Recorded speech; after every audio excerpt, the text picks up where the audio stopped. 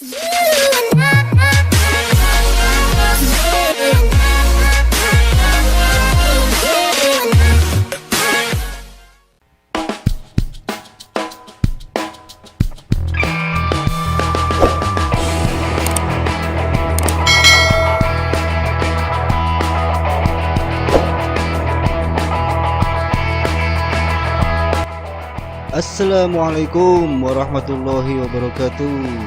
Berjumpa lagi di Rizpuru Channel, channelnya anak Slangers. Oke Slangers, apa kabar? Mudah-mudahan kalian baik-baik saja ya. Baik, sebelum kita menceritakan tentang perjalanan slang dari awal sampai sekarang, saya akan memberitahukan atau Rizpuru Channel punya program baru, yaitu ngaji bareng Rizpur setiap hari Senin ya.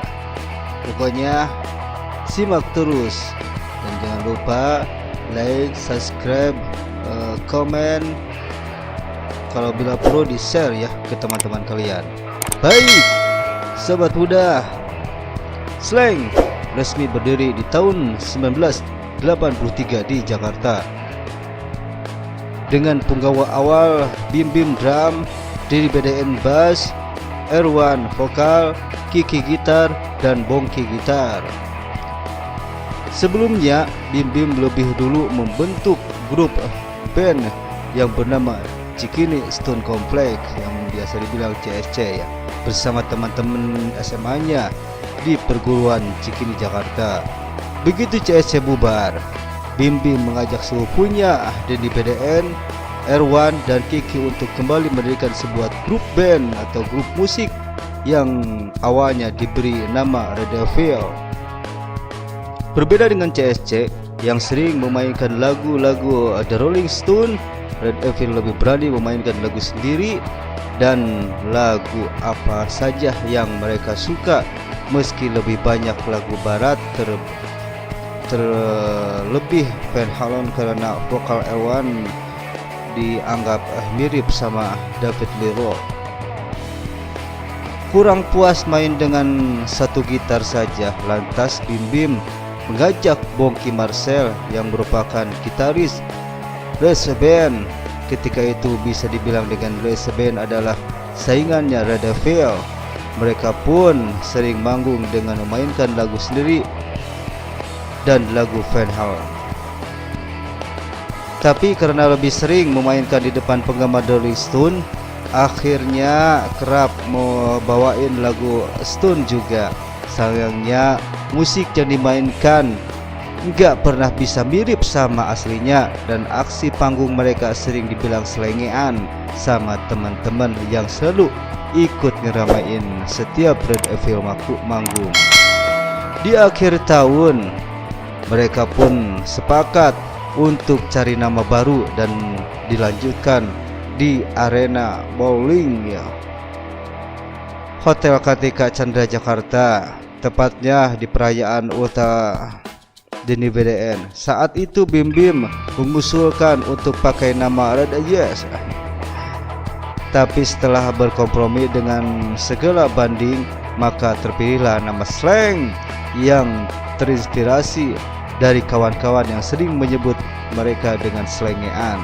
Jadi slang merupakan kependekan dari kata selengean dan menggunakan huruf K biar lebih keren. Formasi pertama Slang adalah Bim Bim drums, Denny BDN bass, Bongki gitar, Kiki gitar, dan Erwan vokal. Penampilan perdana dengan menyandang nama Slang dilakukan di Universitas Nasional atau UNAS di Jakarta dengan membawakan lagu-lagu ciptaan sendiri dengan pengawalan Erik kakak Erwan selaku manajer Slang. Slang kerap tampil di berbagai gigs atau festival, salah satunya adalah festival band KMSS yang digelar di Istora Senayan Jakarta. Berbekal keunikan yang dimiliki, Slang percaya diri tampil di acara ini dengan mengikut kesertakan instrumen musik daerah yakni gamelan Jawa yang dimainkan oleh Erwan, Irama yang dihasilkan gamelan dianggap sebagai bluesnya Indonesia di akhir panggung slang pun mendapat perhatian dari penonton. Sayangnya, pemenang festival musik ini adalah Grace Rock asal Surabaya. Di tahun 1984, Kiki Gitar memutuskan untuk hengkang dari slang. Untuk mengisi kekosongan di awal tahun 1985, slang memutuskan untuk menggait Adri Sidarta. Kehadiran Adri justru membawa warna baru untuk musik slang, karena kakak kandung Bim Bim ini memainkan alat musik yang sebelumnya tidak terdapat di slang, yaitu keyboard. Belum lama setelah masuknya Adri, Erwan Vokal memutuskan untuk undur diri dari slang karena harus melanjutkan pendidikannya di Amerika.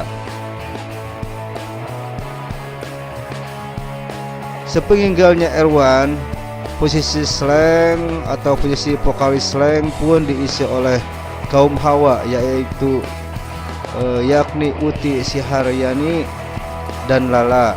Seakan masih belum menemukan chemistry. Di tahun 1986, slang kembali merubah formasi dengan kembali menghadirkan sosok pria sebagai vokalis. Welly, mantan vokalis CSC, ditarik untuk mengisi vokal dan terbentuklah slang formasi 5. Di tahun ini, slang kerap tampil dari panggung ke panggung yang tentunya dengan dandanan slangean dan tetap mengajak kawan-kawan terdekat untuk jadi supporter. Setelah berikutnya, giliran Andri keyboard yang cabut dari slang. Posisinya pun diganti oleh Andre. Dikarenakan enggak menemukan kecocokan, Andre dan Willy vokalisnya pun hengkang dari slang.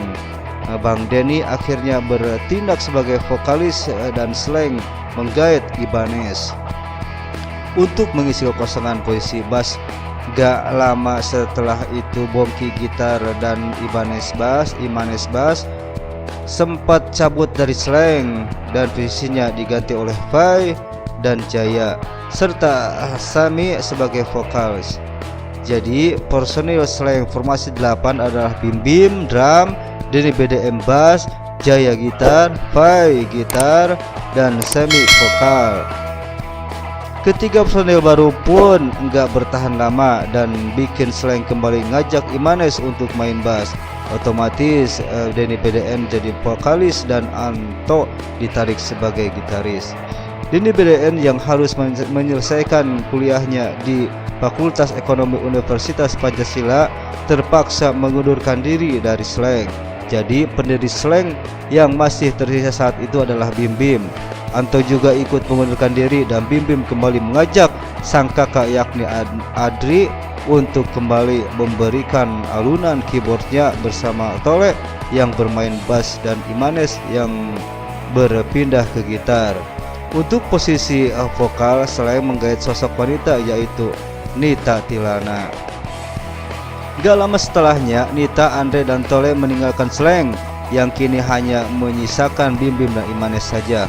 Untuk mempertahankan slang, akhirnya Bim Bim dan Ibanez kembali menarik Fei untuk mengisi gitar dan Willy untuk kembali jadi vokalis slang. Guna memperkokoh, slang pun mengajak Indra Kadarsi sebagai keyboard sebagai personil baru. Di tahun berikutnya, Ibanez dan Willy cabut dari slang dan Bongki yang sebelumnya bermain gitar kembali lagi ke slang, tapi kali ini berpindah sebagai basis. Karena posisi gitar sudah diisi Fei, untuk mengisi kekosongan vokal, Bim Bim mencoba untuk mengajak sepupunya kakak yang saat itu tengah ngeband bareng Lovina. Kehadiran kakak di slang menandakan bahwa di tahun 1989 slang telah memasuki formasi ke-13. Berbekal lagu-lagu sendiri, slang pun kerap menyodorkan demo lagu ke berbagai label musik, tapi nggak ada satupun yang kepincut. Sampai saat akhirnya slang berkesempatan untuk menjalin kerjasama dengan Budi Susatyo dan melangsungkan proses rekaman di Jackson Studio 15 dan lain-lain untuk album pertama. Sebelumnya Slank sempat menjalani kerjasama dengan pemilik studio rekaman Triple M yaitu Macang. Namun baru menggarap lagu kelima, Slank memutuskan untuk membatalkan kontrak tersebut. Budi Susatyo yang merupakan desainer untuk cover album penyanyi-penyanyi tersohor di tanah air memutuskan untuk membentuk Slank karena melihat sesuatu yang berbeda dari diri Slank. Slank menyatukan pendapat dengan Budi Susatyo yang bertindak sebagai produser, dan penyatuan pendapat tersebut menghasilkan keputusan kami sepakat untuk tidak sepakat. Berkat kesepakatan tersebut, adu argumen pun menghiasi kerja sama Slank dan Mas Budi. Salah satu pemimpin Budi pun adalah perubahan judul lagu yang dinilai agak jorok dan harus diganti. Maka salah satu lagu Slank yang dijadikan berjudul Kupu-Kupu Malamku diubah menjadi Maafkan.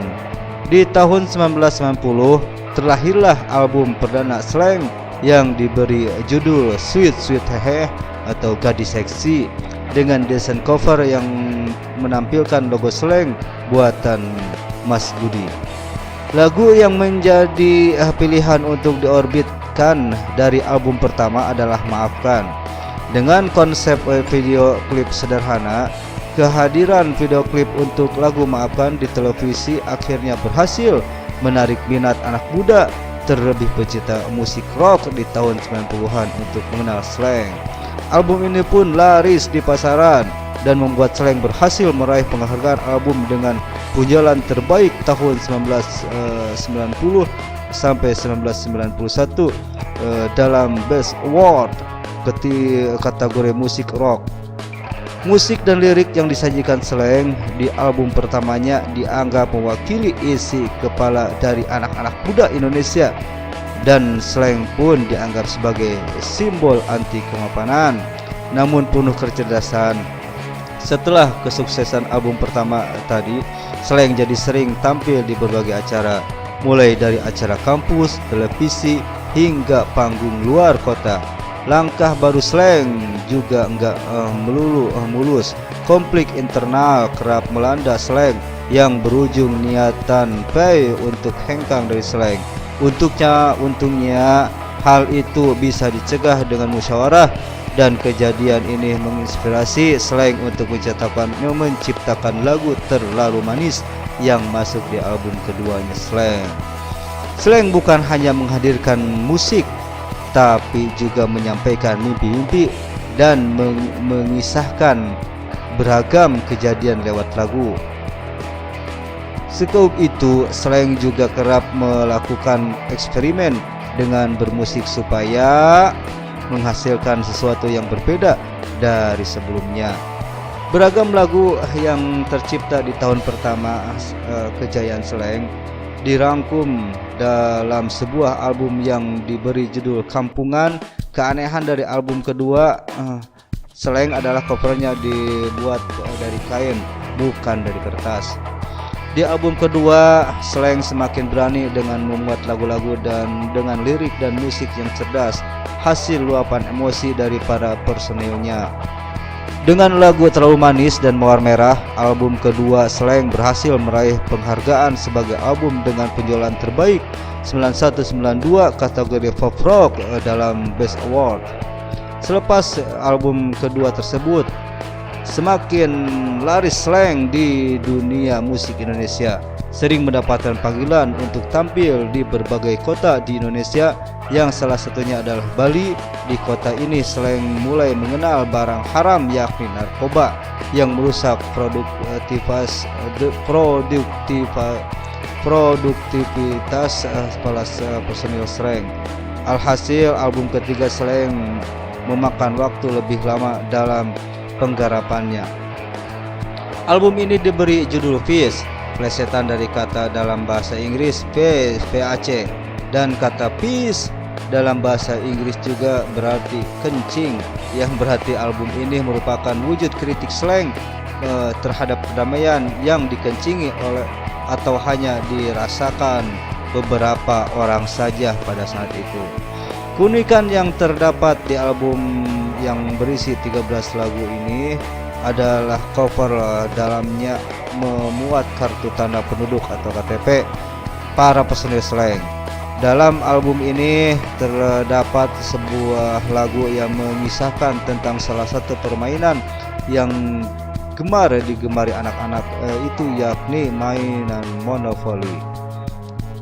Apa slang masih slangian? Tentu bahkan lebih slangian bila diperhatikan.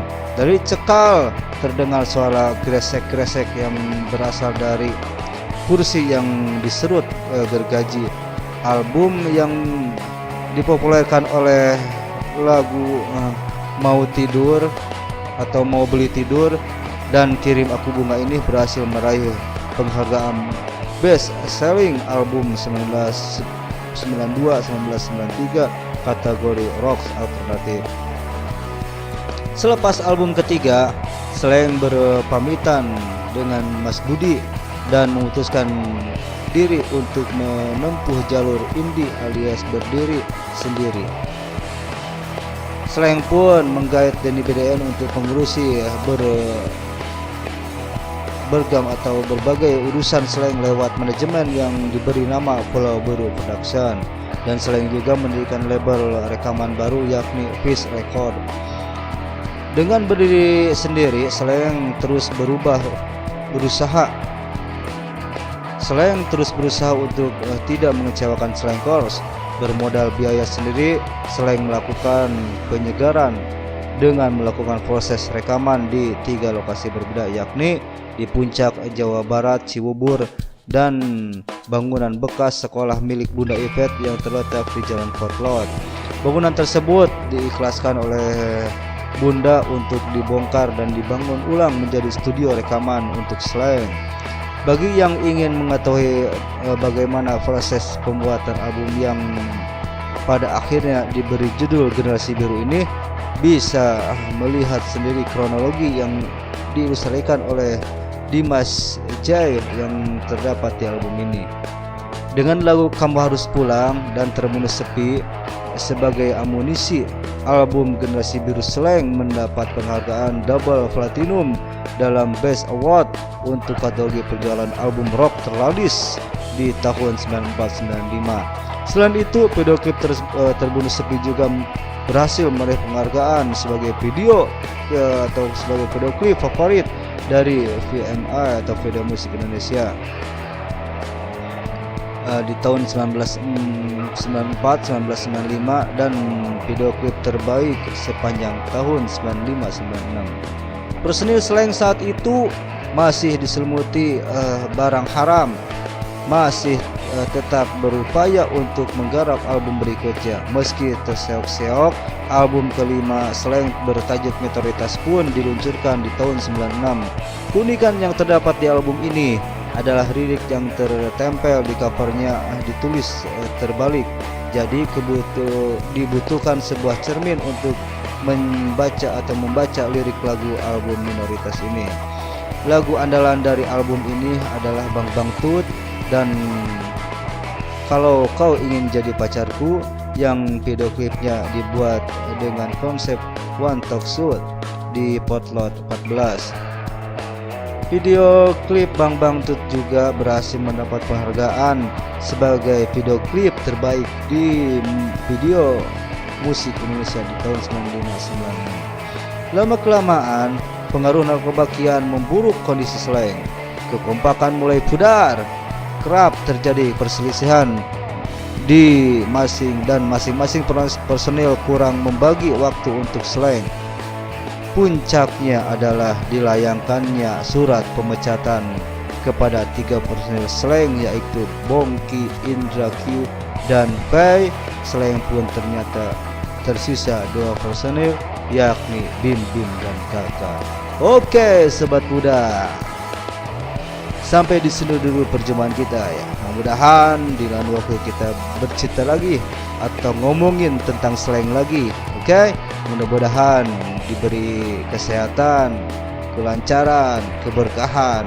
Jangan lupa simak terus Rizful Channel, dan Rizful Channel punya program baru yaitu ngaji bareng Rizful. Setiap hari Senin kita akan kirim ke rumah kalian. Baik, wassalamualaikum warahmatullahi wabarakatuh. Floor.